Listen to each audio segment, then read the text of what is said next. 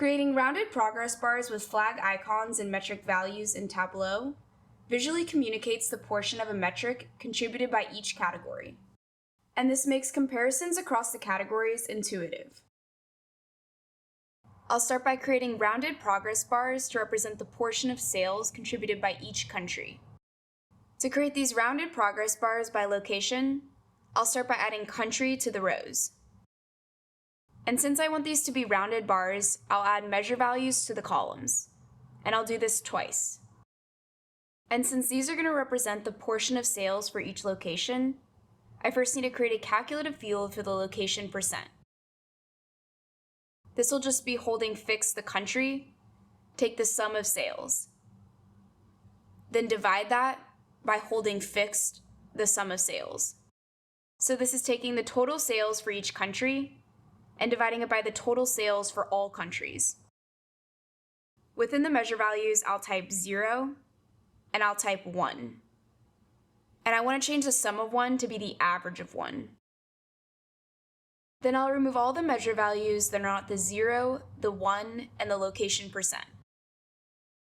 And this first mark is going to be for the actual progress bars. So for the first mark type, I want to keep this a bar. And the second mark is going to be what gives us that rounded effect. So I want to change the second mark type to a circle. And since I want the color of the bar and the circle to be synchronized, I'm going to go to the All Marks, drag measure names in, and make this a color. And I want each country to have a different color, so I'm going to drag country into the marks and change this to a color. Then I'll reorder our measure values so that 0 is first, then the location percent, then the average of 1. And you can see this here on the right. We have 0 marking the start of our progress bars, the actual portion that it makes up in the middle, and 1 marking the end of our progress bars. And the most critical step to make this work is to go to the Analysis tab, go to Stack Marks, and turn these off. And this basically makes it so that the bars are not adding on top of each other, but instead they're showing the individual values. So you can see the orange portion of the bars is matching the position of the orange dots on the right-hand side. Next, I'll go through and edit the colors. And I'll select all the ones that start with 0, and I'll just assign a palette. I'll do the same thing for the location percent. Then for the average of 1, I want to make these a light gray. So the 0 and location percent will show the portion for each country, and that's why they need to be the same color. The average of 1 will show the portion that it doesn't make up, so that's why I chose a light gray for this. To get these on top of each other, I'm going to right-click on the measure values and make this a dual axis. So you can see how it starts to get that rounded bar chart effect. To refine it, to get those smooth edges, I'll use the size slider in the circle and bar mark and play around with it until I get those perfect edges.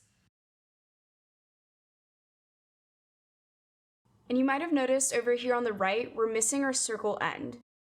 To make that end visible, I'm going to right-click on the axis and synchronize them.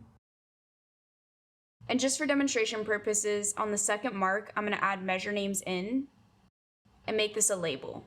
That way you can see the back end of how this is working. So 0 is representing the left side of our bars, the location percent is representing the portion that each country makes up, and 1 is representing the right side of our bars. And we don't need the axis anymore, so I'm going to remove that.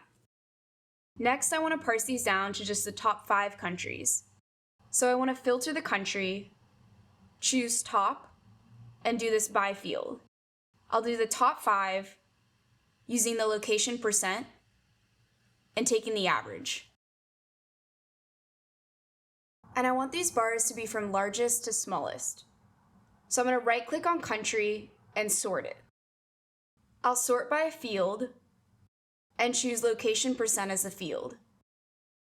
For aggregation, I'll choose the average, and for sort order, I'll choose descending. So now they're going from largest to smallest. And instead of showing the country name, I want to show icons of the country's flag. To do this, I'll type the average of 1 into the columns, and I'll move this before our measure values. That way it appears on the left side of our progress bars. To make this mark an icon, I'll change the mark type to a shape. Then I'll remove the measure name coloring, and I'll change country to determine the shape. I'll edit the shapes using the legend, and I'll choose this country's palette that I loaded in here. Then I'll go through and assign the country value to its respective flag. And you can see I have two types of flags in here, one that are centered and ones that are raised a little bit. I'm choosing the shape of the ones that are slightly raised because I want to ensure that it lines vertically with the progress bar and the country value. That way it's centered with this progress bar here and the country value that we'll add. And since I want the values above the progress bars, I'll remove the header for country. Then I'll format the worksheet, and for shading, I'll make this none. For borders, I'll remove the row divider and the column divider. And for lines, I'll remove the 0 lines for the sheet and the grid lines for the columns. And I'm going to edit the colors of the legend to change these up a little bit. But I'll still make sure that 0 and location percent have the same colors for each country.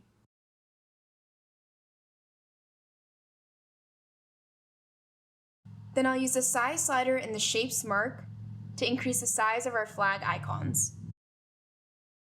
On a dashboard, I'll add our location progress bars. I'll hide the title of the worksheet, and I want to make sure this is set to the entire view. And you can see the circles and bars no longer match in size. And that's because the dimensions set in the worksheet don't align with the dimensions of the worksheet in the dashboard. So to fix this, I'll go back to the location bars worksheet, and I'll first adjust the size of the shape of the flag icon so that it's vertically aligned with the values that I'll be adding next and the bars. Then I'll adjust the size of the bars and circles so that they're aligned with the worksheet's new dimensions within the dashboard. And back on the dashboard, you can see we have our smooth edges back. To add the labels for the countries and their values, I'll start off on this new worksheet. And I'll pull country into the rows to establish the level of detail for this view. Then I'll pull country into the marks and also the value that I want to represent, which is the location percent field. And I'll make these both text. I only want the labels for the top 5 locations like I did for the rounded progress bars.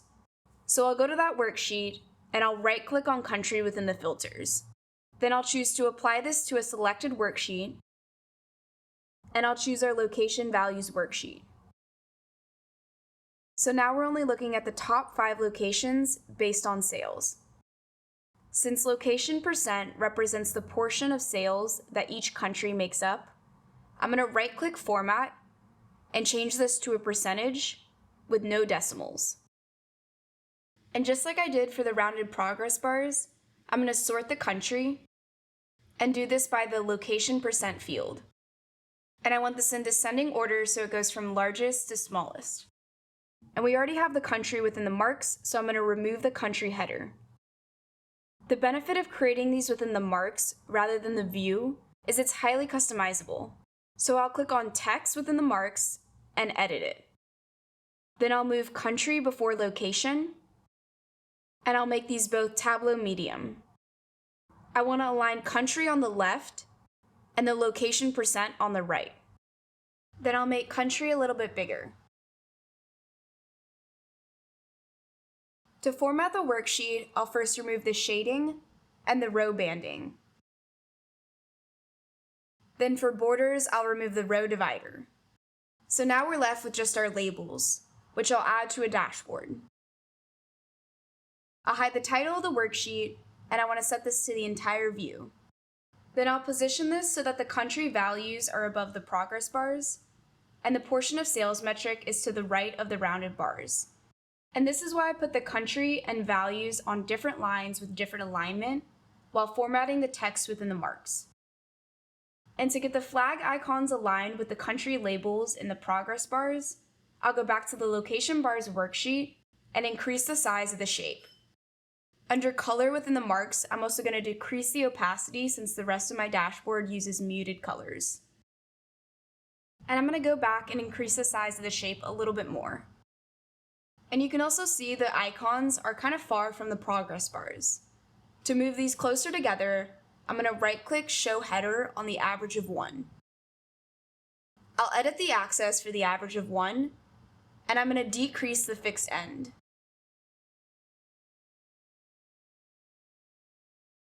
And now they're much closer together. While I used country and sales for this example, since this visual is super intuitive, there's many other use cases. Like you could show product categories and their contribution to total revenue, or you could compare departments and their percentage of total expenses.